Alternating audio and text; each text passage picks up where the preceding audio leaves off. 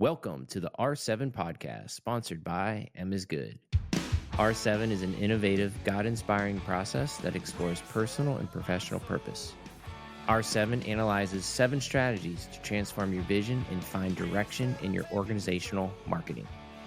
R7 establishes clarity and guidance for the gift we call life. All right, so today on the podcast, your attention is under siege. Oh my gosh. This is one of the biggest topics at MIG that we talk about all the time, David Bennett. Yes, it And is. this is going to be a rapid fire podcast. You're probably going to have to listen to this a couple times. I am overly excited. Like, this is going to be a top 5 topic moving forward for many people who are trying to cut through the noise of everything that's out there. In fact, I'm going to give you a homework assignment, David Bennett. We didn't talk about this. I've been giving clients this homework assignment over the last couple of weeks.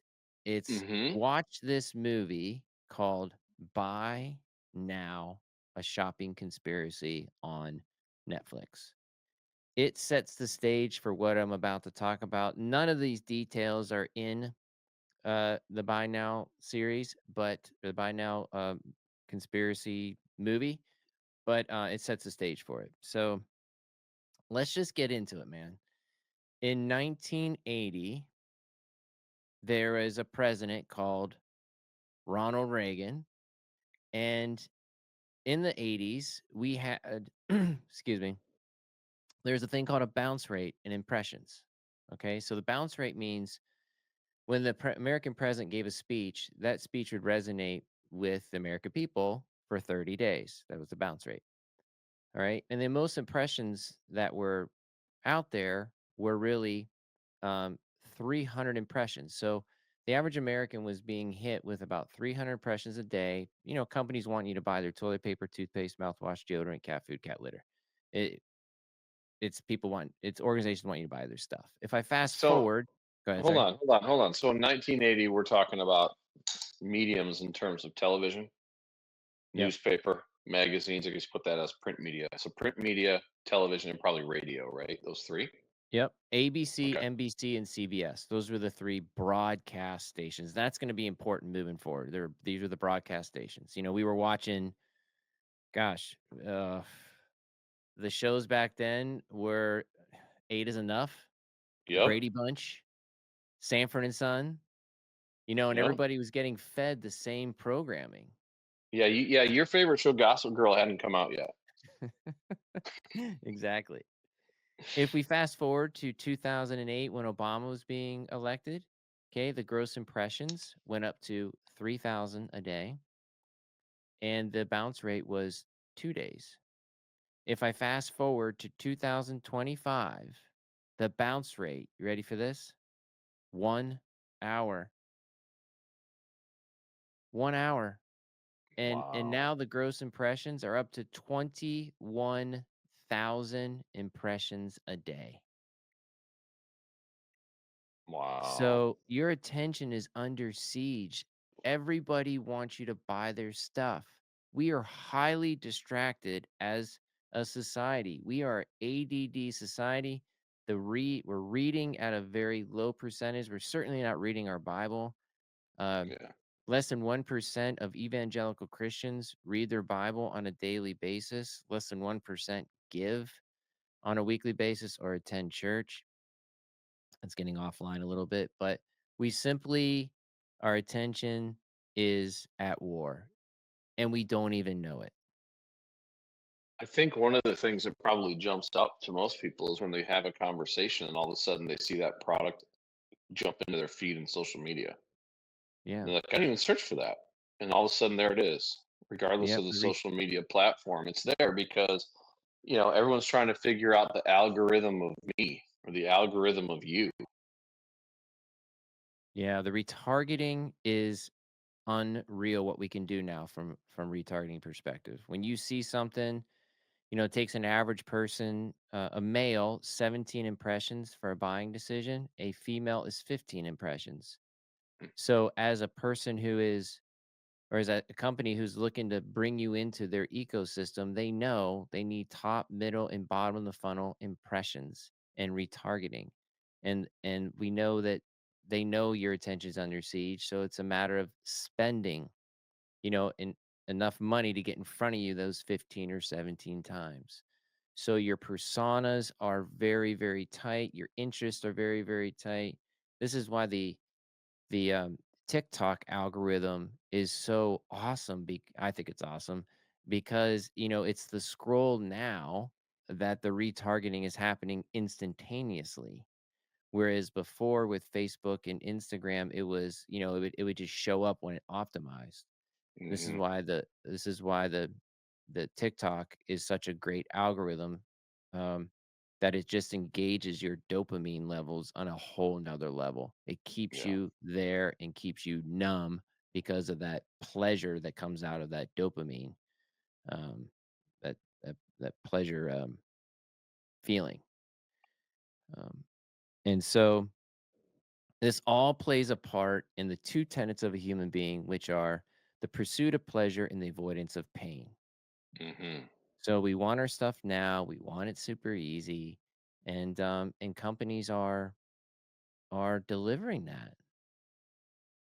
So the question then becomes, from a Christian organizational level. So if you're a Christian, um, leader, or I would say PVP, EVP, executive vice president, president, vice president. If you're in the space of trying to promote the gospel of Jesus Christ and build your brand, the question becomes, how do you persevere this tsunami of impressions? 21,000. It's hard to get your brain wrapped around that, right? Yeah. 21,000 impressions a day. And so, what you have to do is you can't compete financially, usually. And there's only a couple of Christian organizations in this country or in this world that can compete on a Geico level where, they're spending $300 million a year in their ad spend. That's not even the Yeah. organizational revenue. So you can't realistically keep up with the spend, but what you can do is find the tip of the spear in the messaging. That's what you can do. You can get real targeted in your messaging. You look like you So got in so from a messaging perspective, what drives somebody to make that purchase? I mean, I know you just talked about pleasure and pain, but what do you see from the level that you sit at? What do you see that drives that?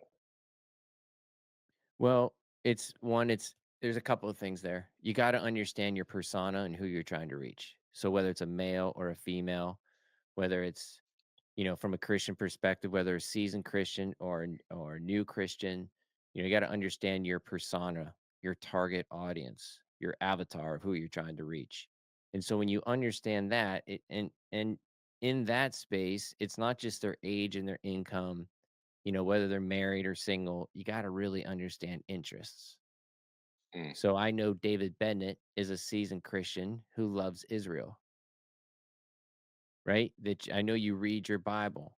And so yeah, if I know that, right, I can come to you with different messaging than I would if David's not a Christian.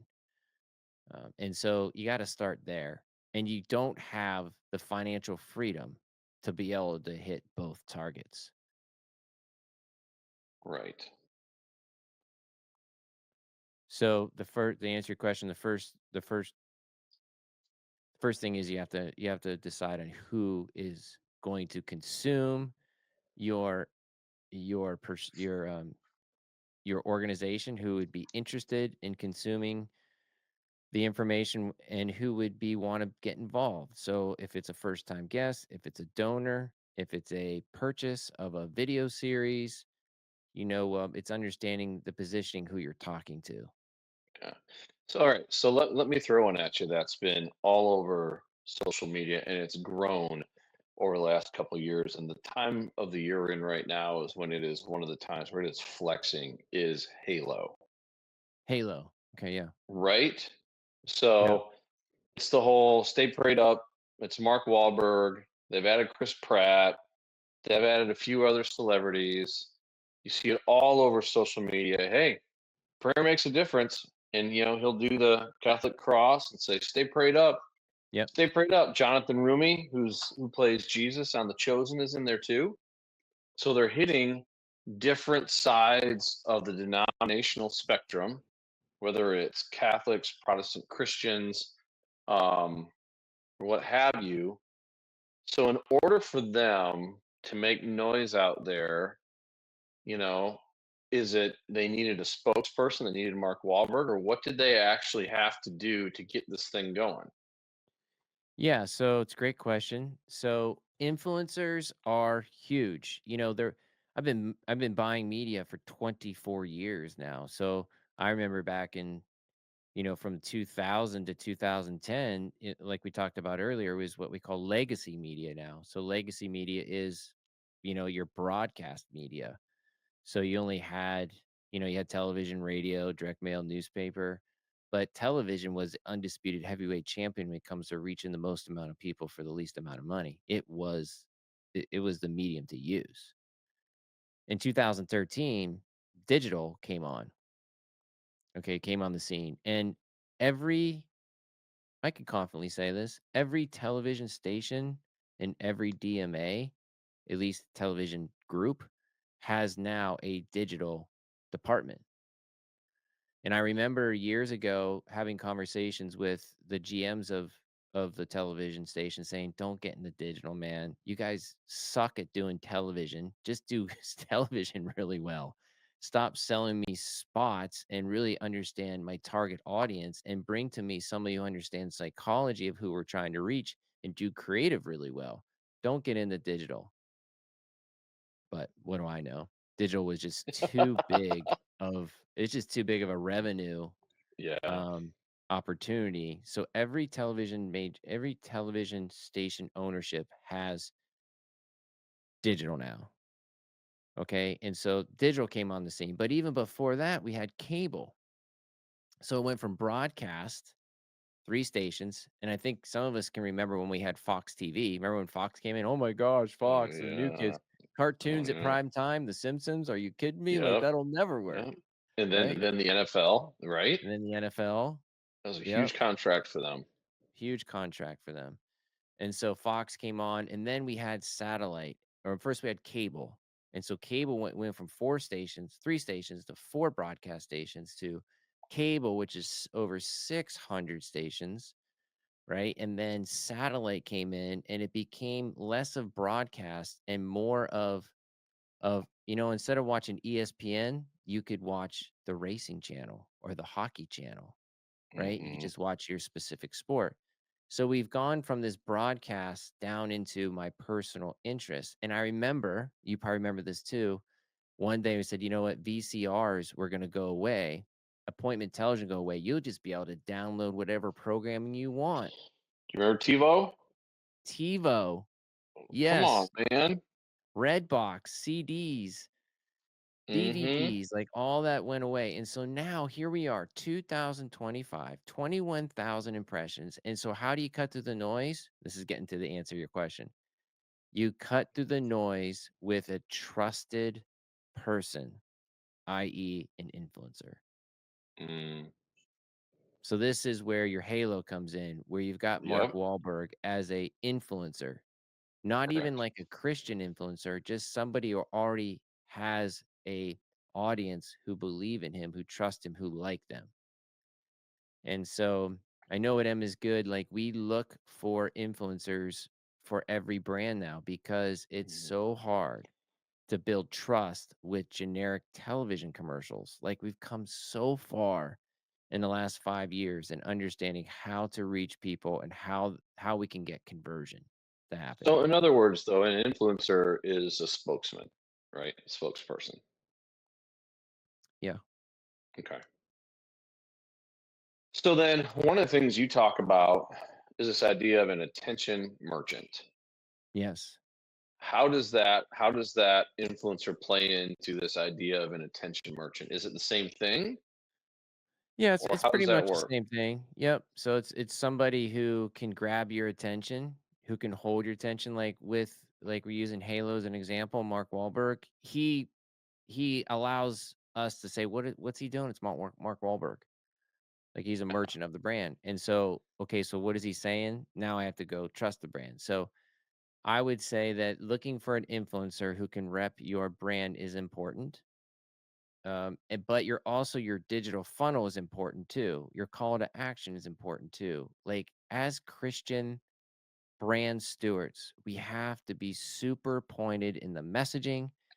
We have to understand a hero villain analogy. The fastest way to get to Mm, somebody is to position yourself as a hero in their story, in the donor, the first time guest, the donor, the person who's buying the product. There's a slogan we use as well that says, um, this came out of Story Brand, where the organization is no longer the hero, the client, the donor, the first time guest. They are the hero. The organization is their guide. I would highly recommend you rewind that and listen to that again. If you're a Christian organizational leader listening to this, it's so important that you take your first time guest, your donor, your customer through a VIP experience. That's super important. Let them be the hero of your brand. You are not the hero of the brand. So when we talk about we talk how old we are, how long we've been around. You're the hero, man. You got to look at the product, who's consuming it, and allow them to become the hero and the VIP of the brand and get their feedback if you think it's not working or it could be better. gotcha. So, yeah. So Gotcha. that Because at the end of the day, if you do that right, you can successfully compete against this onslaught of impressions. you can begin to have a chance. How about that? Gotcha.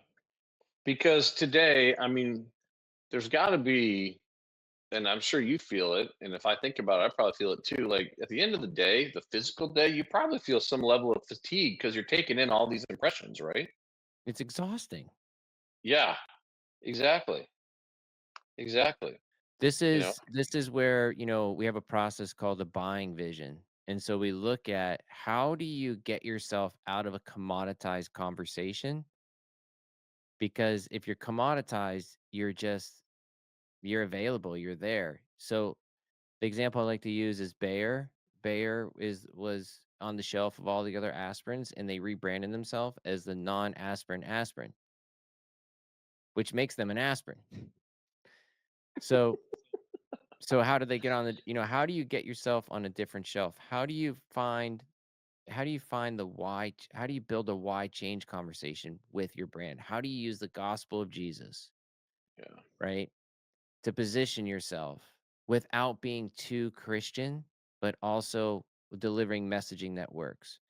So the way I look at it, man, is it's definitely I don't know, have you ever walked on a tightrope? No. I have.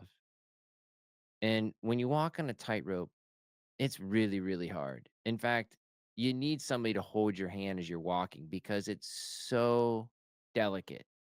Mm, Just a slight shift in your weight in one direction, you're going to be off the tightrope.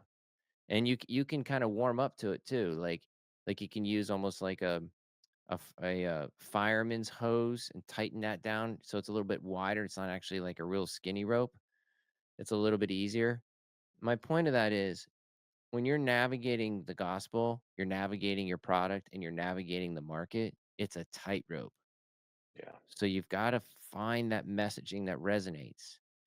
And so the example I like to use is when we got into COVID and we came out of COVID, the church hero villain, the hero was community. The villain was isolation. So Yeah. we use that messaging to say, come do community with us, right? Um, it's time to stop being isolated, do community with other people that are also chasing the same passions and desires you are. That messaging cuts through. So, okay. So then how when you again, I'm trying to think through the folks that are listening to this, and I do have something to ask you then. Mhm. How much is it the messaging, and how much of it is being innovative and trying to create something different that maybe meets a need better? It's a tightrope. It's a balance. It's an A/B test. A/B test is code for marketers for like, hey, we need to think if we have to see if this works before we spend a bunch of money at it. We don't know. Yeah.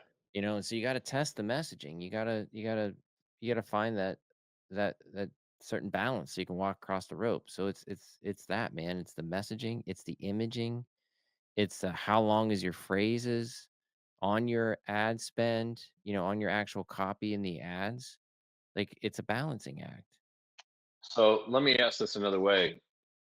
Do you believe you can be innovative but have bad messaging and not see the results you want?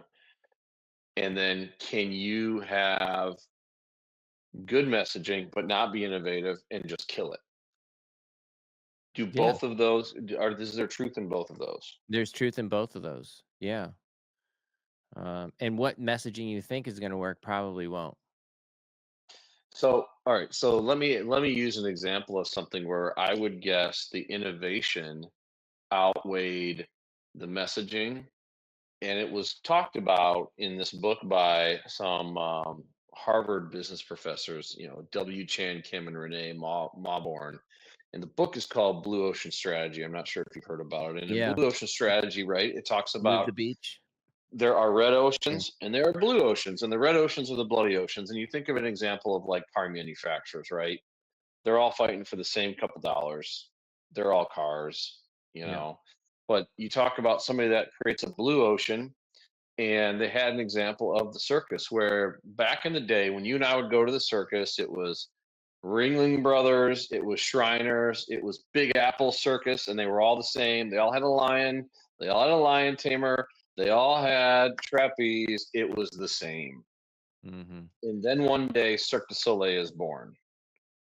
And Cirque du Soleil doesn't have to charge $25 like all the other circus ones did. They charge triple that or quadruple that because they created a different experience through innovation where the circus was completely different, and the experience for the paying customer was completely different. Now, did I experience an onslaught of Cirque du Soleil ads? No, at all.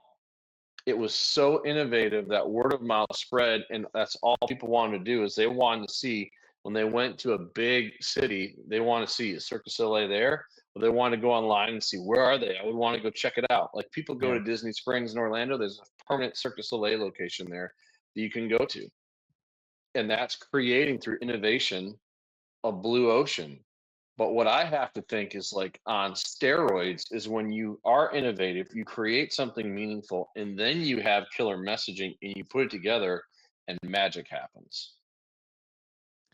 Yeah, this is where, you would see that engagement goes up. Your aided versus unaided awareness goes up. You can see all that. Your engagement in terms of people talking about it, like, it's definitely the analogy I like to use is like, when you go to a water park and you see that bucket of water like filling up in the bucket, but you don't see it's not the bucket, you can't see where the water's at. So you don't Yep. know when it's gonna tip over. Yep. And so what you're talking about is if you're able to create that lightning in a bottle kind of so to speak, that bucket tips over and it goes viral. Where you're having reviews, you're having word of mouth, you're now not purchasing all the media spend, it's happening for you. Yeah. It's really, really hard to do that. Super rare, not impossible. It's super rare, but how many clients have you had over the years that think it's a whole lot easier than they realize? Yeah, a handful. Who think, oh, yeah, we'll be fine. We'll do this and it'll go viral and it'll be great.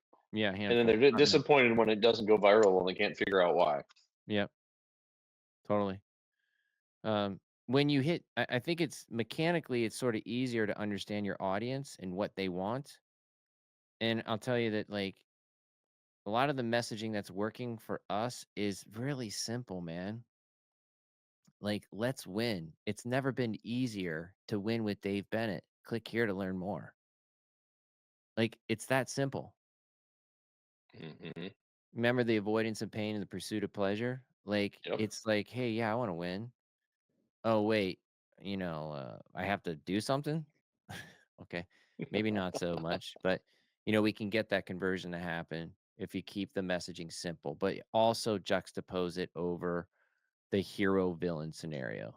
Like, find some heroes, find some villains that work, put them together, build a story, and then take that story to your avatar and see if it resonates with them. That's how we get through the 21. I do want to say this. I just want to say this. The Christian brand out there, a lot of times, people, if you're listening, it's not your product. Like, it's just not. You have a good product and you're challenging, like, what is God going to have me do? And my product isn't selling and I'm so frustrated. Was I supposed to do this? Do we change the product again? I'm here to say that it's probably not your product. When you really think about the 21,000 impressions that are coming at you, it's an impression game. You're not positioning your company, your organization, your product, good, or service in the space where people have a choice. It frustrates me when I go to somewhere like Best Buy and I look at a product on the shelf and I go, "This is not the best product," right? But it's the product that's in front of me, Yep. and so I purchase it knowing There's it's proc gonna. it's power of proximity, right? Yeah. So I just want to encourage you all out there that it's probably not. It could be your product is a mess, and the top of the funnel messaging is probably not there, and that's where we could use an influencer to help you out, right?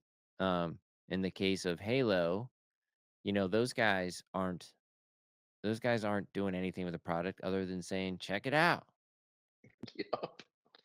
and so somebody Yep. put them there. Yep. Exactly. Now, let me ask this question because there might be some pastors, especially that are listening, going, "How dare you call what we do a product?" Are there any, as you think about capturing attention, are there any kind of ethical considerations that have to be made or that you have to think through? Well, I'm very much against JE dollar sign U dollar sign. I don't want to use the gospel in that way, Yeah. you know. And I have been doing this for 24 years and I've stood up over 400 brands. I kind of position myself as a Christian brand builder, and I don't want to do that. So I think you have to get down into the nitty-gritty of what your product does well, Hmm. right? Not necessarily how to use the scriptures and position Jesus differently. Yeah. Like, what has God called your community to do that's different, unique, and special? Yeah. How are you going to allow Him to position you to help meet the needs of people that maybe aren't being met today in your community or in your circle of influence? It's a It's not saying it's not saying that, it's hyper formulaic, but there is a bit of a formula to it. There is a bit of an algorithm to it. And that doesn't mean you're cheating God, right? It means that you're doing the best with what you got. Yeah, I kind of want to give the master's level definition of what you're describing here, and then we'll power down here. Several years ago, we had a production facility. It was 17,000 square feet, and the offices were really cool. We had me and my VP Jason. We had built out the whole layout of everything. And Jason's office was near a window, or it had windows for the one side. The whole wall was a window, and it overlooked the parking lot. And Jason was like a bird guy, loved watching birds. And one day I was sitting there and I looked across the parking lot and there's all these birds like pecking at the ground. And there was one gangly looking bird. Like it was taller than the others and it had like this long neck and just looked like anemic. And I was like, "Jason, what is that bird?" He said, "Oh, that's an eaglet. It hasn't figured out what God's called it to do. Once it grows a little bit, it'll realize it's majestic and has talons and will, sweep down in a lake and pick up a fish. But right now it doesn't know what it's doing." And the reason I'm bringing that story up, David, is because, like, it's so cool when we see what God created us to do, when we see other things that God is created to do, we look at that and go, "Man, that is really cool. That is Right. awesome." Right? When you see that eagle flying, you go, "Wow, that's a majestic bird. That's so cool." You know, the eagle doesn't come down and say, "Hey, Dave, open up to Romans chapter 10, verses 3, and let's read the scripture. Let's read the Bible." You know, it Hmm. just does what God's called it to do. Right? And so when you create a product, good, or service, just create it really well. So people go, man, this is an awesome product. What is it? This is an awesome service. What is it? Man, I donated to this organization. It's awesome because they connect with me. They show me, they invited me in their community. Like I feel so empowered to be around them. This is where we're missing it, man. We create a product, go, well, Jesus is gonna take care of it. Like, it'll be It's okay. If it's it's gonna grow and sell, then God will just make it happen. Wrong. It doesn't work that way. You gotta work. You it's gotta ask your audience. You gotta test. You gotta create messaging. You gotta put it out there, get feedback, change. Like, it's who moved my cheese, man? Like, you gotta work. dude, it's Truett Cathy, it's Christian chicken, it's Chick-fil-A. That's it. Make it Yes. as awesome as you possibly can. And so the non-Christians are going to Chick-fil-A not because it's not Christian or they're being beat up or not being beat up by the word of God. It's because they make great chicken. Yeah, man. The customer service is awesome. Same thing with Yep. Hobby Lobby. Yep. Yeah. So that's where we need to go, man. Create killer messaging, pierce through. I have this visualization that your attention's under siege, and I see this ginormous tsunami coming on the beachhead and just wiping everything out. You know, and that's what's happening to us. Mm. I will let's end with this. I will say that I'm gonna geek out on you here a little bit from a brain perspective. When your brain is over capacity, it really can't absorb. That absorption rate is at 14%. That's when you start taking things in and understanding things. Today, with 21,000 impressions, the absorption rate of the human brain is at 87%. Yeah. And this brings you back to, if you're listening to this, go check it out. But this brings you back to the whole thing Carlos Whitaker did last year. I don't know if you've read about this, Dave. Mm-mm. He was a former worship leader guy, turned into more of an influencer, podcast, stuff like that. And he went out and lived out away from regular culture, left his family for 7 weeks and had no screens. And then Mm. came back, did a bunch of cognitive testing. And the gains he made in mental capacity, mental retention, a lot of big areas were absolutely incredible.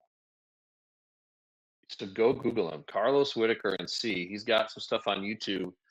It's called Reconnected: How 7 Screen-Free Weeks Reshaped One Man's Life. And it is wild. He's been on some of the late night talk shows talking about it. It's very, as you can guess, countercultural, and the findings coming off of that, it's like the opposite of when Morgan Spurlock did Supersize Me, right? Okay. All And right. he ate McDonald's for a month. Yeah. This, and his health went to crap. But like this is the opposite. That when you take the screens away, it was absolutely wild. So I would encourage anybody listening, go check it out because this really kind of backstops what you just said. Mm. All right. We'll see you next time, ladies and gentlemen, men and women of God across the fruited nation. Thanks again for joining us. I want to give special thanks to our sponsor, M is Good. Want to learn more about M is Good? Go to misgood.com. Join us again next week as we continue to uncover the secrets to success with faith-based testimonies and the power of R7. Remember, destiny awaits, but time does not.